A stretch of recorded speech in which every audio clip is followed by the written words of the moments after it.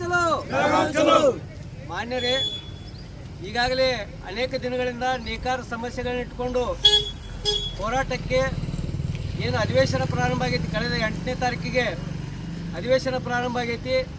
ನೇಕಾರರ ಜ್ವಲಂತ ಸಮಸ್ಯೆಗಳನ್ನ ಇಟ್ಕೊಂಡು ನಾಳೆ ಬೆಳಗ್ಗೆ ಸುವರ್ಣಸೌಧ ಎದುರಿಗೆ ರಾಜ್ಯದ ಎಲ್ಲ ನೇಕಾರ ಸಮಸ್ಯೆಗಳನ್ನು ಇಟ್ಕೊಂಡು ಬೃಹತ್ ಪ್ರತಿಭಟನೆಯನ್ನು ಹಮ್ಮಿಕೊಳ್ಳಲಾಗೈತಿ.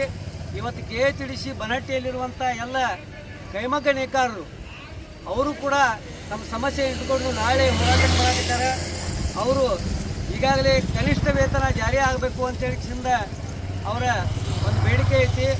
ಅದು ಇರ್ಬೋದು, ಆಮೇಲೆ ಇಲ್ಲಿ ನಿವೇಶನಗಳಿಗೆ ಉತ್ತಾರ ಇರ್ಬೋದು, ಎಲ್ಲ ಅನೇಕ ಸಮಸ್ಯೆಗಳನ್ನ ಇಟ್ಕೊಂಡು ನಾಳೆ ಸಾವಿರಾರು ಸಂಖ್ಯೆಯಲ್ಲಿ ಬೃಹತ್ ಪ್ರಮಾಣದ ಹೋರಾಟವನ್ನು ಹಮ್ಮಿಕೊಳ್ಳಲಾಗೈತಿ. ಕರ್ನಾಟಕ ರಾಜ್ಯ ನೇಕಾರ ಸೇವಾ ಸಂಘದಿಂದ ಎಲ್ಲ ಜಿಲ್ಲೆಗಳಿಂದ ನೇಕಾರ ಭಾಗವಹಿಸಾಕತ್ತಾರೆ.